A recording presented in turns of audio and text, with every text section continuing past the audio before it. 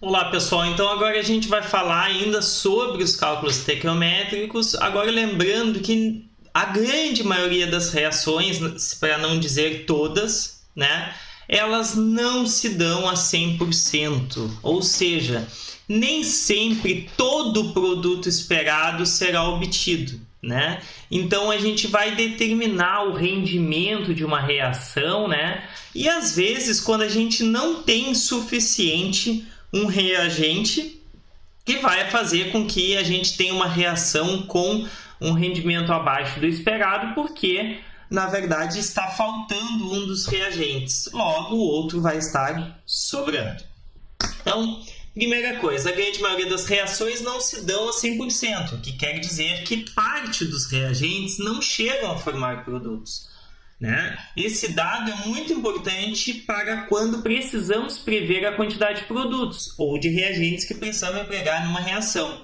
Então, até agora, a gente está calculando quanto vai formar de um determinado produto ou de reagente, levando em consideração que toda reação vai se dar, mas isso não ocorre.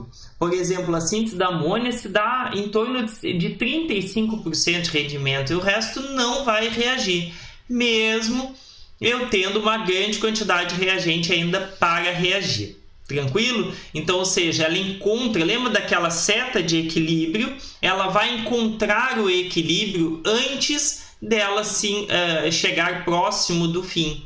Então, ela encontra o equilíbrio muito próximo dos reagentes e não dos produtos. Então, o equilíbrio está deslocado para os reagentes. Ou pode estar deslocado para os produtos, mas mesmo assim não será 100% de rendimento. Como é que a gente vai saber isso? Exemplo.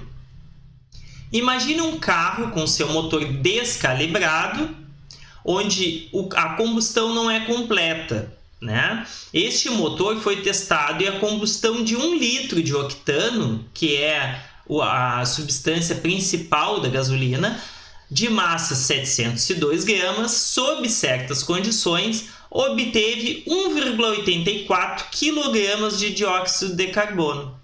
Qual o rendimento percentual da formação de dióxido de carbono? Então, o que vai acontecer? A gente tem a reação, que é essa daqui, que é uma reação de combustão, tá? Então, eu tenho a gasolina reagindo com o gás oxigênio, obtendo dióxido de carbono e água, tá? Então, professor, mas aqui está 12,5. Sim, é porque senão ia aumentar pelo dobro todos, né? Podia multiplicar por todos, por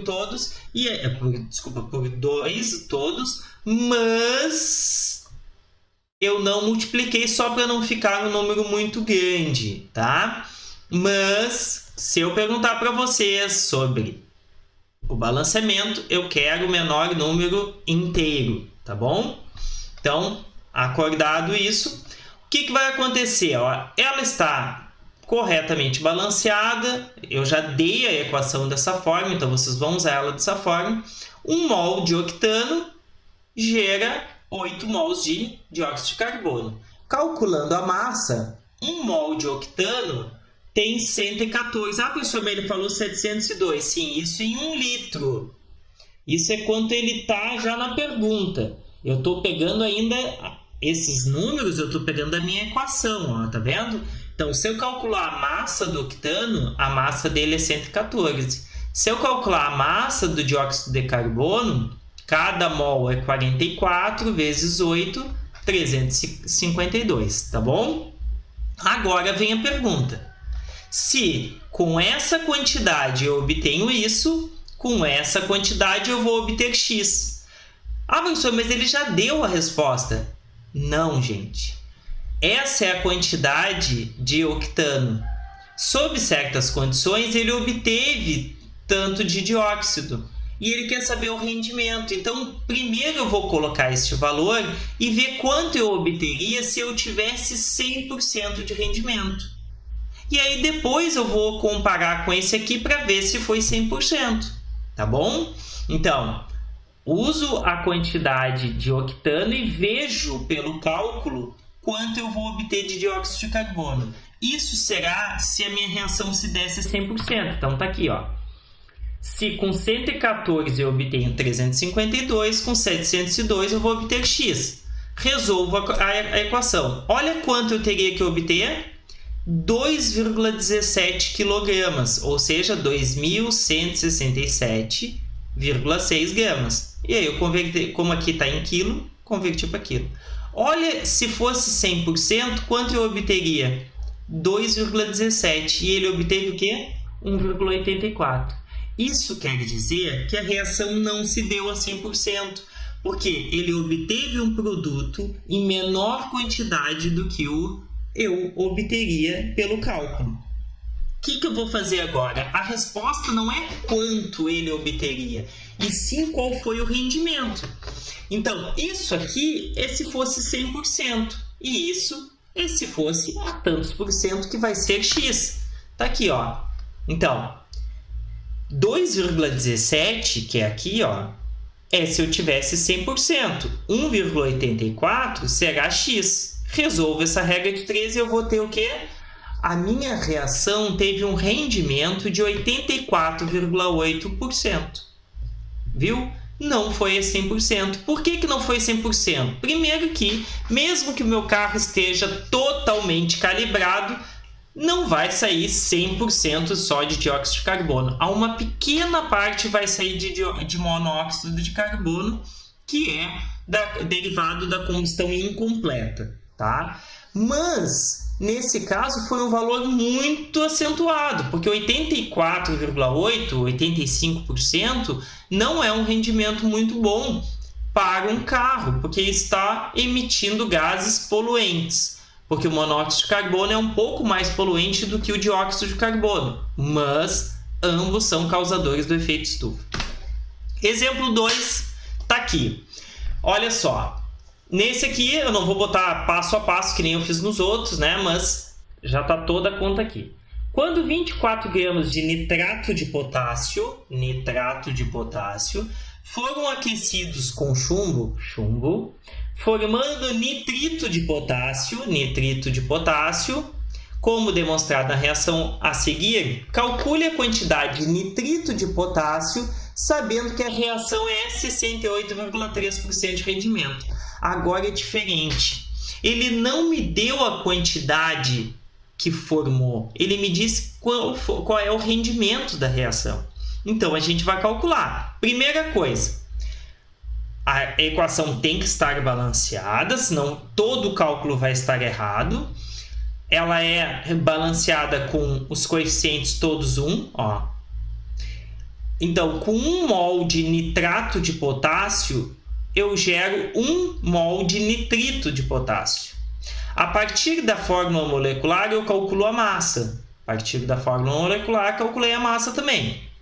Então, com 101 gramas de nitrato de potássio, me geram 85 gramas de nitrito. Só que a pergunta é o seguinte, com 24, quanto eu vou conseguir? Então, primeiro eu vou calcular para saber quanto obteria se a reação fosse 100%. Então, com 24, quanto eu obteria? Obteria 20,2 gramas de nitrito de potássio, se 100%. Mas a reação já me disse que não é 100, é 68,3. O que eu vou fazer? 20,2 gramas é 100%, 68,3 será x. Multiplique em cruz e eu obtenho. Olha só. Tem que ficar claro uma coisa. Se com 100% eu obtenho 20 gramas, a 68 o valor tem que ser menor. Tem que ser algo entre a metade, que é 50%, e 100%. 13,8. Realmente é menor do que o total de 20 gramas e é maior do que 10, que seria 50%. Então, olhem o resultado que vocês obtiveram se faz sentido com o que diz a lógica, tá bom? Outra questão. Às vezes a reação se dá a 100%, mas ela não vai até o final porque faltou um reagente. Ou seja, eu quero fazer um bolo e eu preciso de 2 xícaras de farinha. Só que eu só tenho uma. O que eu vou fazer? Eu vou colocar uma xícara de farinha em todos os outros reagentes, ingredientes, a mesma quantidade? Não. Eu vou usar o meu limitante, que é a farinha, que é o que eu tenho menos, e vou fazer proporcional aos demais. Porque senão os outros ficarão em excesso. Numa reação química, eu colocar reagente em excesso, na grande maioria das vezes, vai fazer com que a reação se dê e sobre o que ficou em excesso. Mas no bolo daria diferente, a gente teria que reduzir, eu não posso botar excesso, senão o bolo não vai dar certo. Então, nesse caso aqui, algumas reações podem ocorrer e, em um dado momento, cessar devido a um dos reagentes ter sido totalmente consumido. Esse reagente é chamado de reagente limitante. Então, vamos ver um exemplo aqui. O carbeto de cálcio, CaC2, reage com a água para formar hidróxido de cálcio e o gás inflamável etino. Então, está aqui, o CaC2 reage com a água, formando hidróxido de cálcio e formando etino. Essa reação já foi utilizada nas lâmpadas de bicicleta porque os reagentes são facilmente transformados. Então tem aquelas capacete também, que tinha uma lâmpada aqui, não é com pilha. Antigamente ela tinha uma chama mesmo. Era essa reação, tá? Porque o carbeto de cálcio é uma pedrinha, eu colocava na água e ele sai esse foguinho que causa uma claridade. Na verdade não sai esse foguinho, sai o etileno e no etileno que a gente bota fogo. Qual o reagente limitante quando utilizamos 100 gramas de água e 100 gramas de carbeto? Segunda pergunta, qual a massa de etino pode ser produzida? Terceira pergunta, que massa de reagente em excesso permanece depois da reação se completar? Antes de irmos para as perguntas, o que a gente tem que fazer? Pega a equação, vê se ela está corretamente balanceada. Então, 1 para 2 para 1 para 1. Então, está aqui a relação molar. E aí eu vou calcular as massas. Está aqui as massas. Olhem só que a massa de carbeto de cálcio é praticamente o dobro da massa de água. E aí ele manda eu reagir a mesma massa dos dois. Não vai dar certo. Um dos dois vai faltar. Então, já está na cara que um dos dois vai faltar e o outro vai sobrar. Qual que vai ser? Vamos ver. Então, a primeira coisa, eu vou pegar um dos valores e vou colocar aqui. Podia ser em qualquer um dos dois. Eu escolhi esse, mas poderia ser esse aqui. Tá? Então, coloquei aqui. Então, com 64 gramas, eu consigo 36. Isso pela relação que eu peguei da equação. Com 100 gramas, que eu peguei da pergunta, eu vou precisar de x. Então, 64 vezes x é igual a 36 vezes 100 e eu chego a 56. Olha só. Se eu reagir 100 gramas de carbeto de cálcio, eu vou utilizar 56,25 gramas de água. E eu tenho quanto? 100. Então, eu já consigo descobrir que quem vai sobrar vai ser a água. Se eu tivesse colocado 100 gramas de água, eu teria visto que eu ia precisar mais de 100 gramas de carbeto de cálcio. Eu só tenho 100. Ou seja, esse está em excesso e esse é o meu reagente limitante. Reagente limitante, reagente em excesso. Bom, então já descobri qual é o meu reagente limitante. Carbeto de cálcio. Qual é o meu reagente em excesso? Água. Resposta A, já respondi. Resposta... aqui, pessoal. Interessante. Eu coloquei aqui se eu tivesse começado pela água. Olha que eu precisaria de 177,8 gramas de carbeto de cálcio. Isso é uma quantidade maior do que a que eu tenho só 100. Então, quer dizer que eu não posso usar esse como medida. Lembra lá do bolo? Eu uso 4 ovos para 2 xícaras de farinha. Tá? Eu só tenho uma. Eu não posso usar esse como limitante, porque se eu usar 4, eu preciso de 2 desse. Eu só tenho um. Então, quem é que eu vou ter que usar para o cálculo? Esse. Com uma, eu vou precisar 2 ovos. E esses 2 vão sobrar. Tá bom? Então, eu tenho uma quantidade menor do que esse, então esse aqui vai sobrar, e quem é o meu limitante? Esse aqui.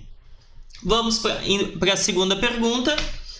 Ó, reagente limitante, e aí depois, né? Agora, que massa de etino pode ser produzida? Gente, qual dos dois eu vou usar? O que é o limitante ou o que está em excesso para calcular quanto eu vou obter? Sempre o limitante. A quantidade de bolo formado será proporcional à quantidade de farinha que eu tenho, porque farinha é um ingrediente que eu tenho menos. Então, sempre eu vou utilizar o meu reagente limitante para calcular quanto eu vou ter do produto, tá bom? Então, com 64 gramas de carbeto, eu formo 26 gramas de etino. Com 100 gramas, eu vou obter X. Está aqui a quantidade de etino e é a resposta para B. Na resposta C, é o que? Qual a quantidade de reagente em excesso que sobrou? Então, eu já tinha feito esse cálculo lá no início.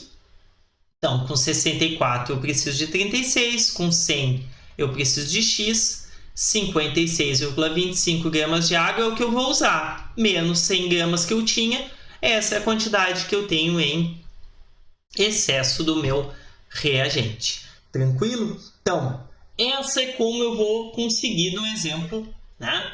Então, o que vai acontecer?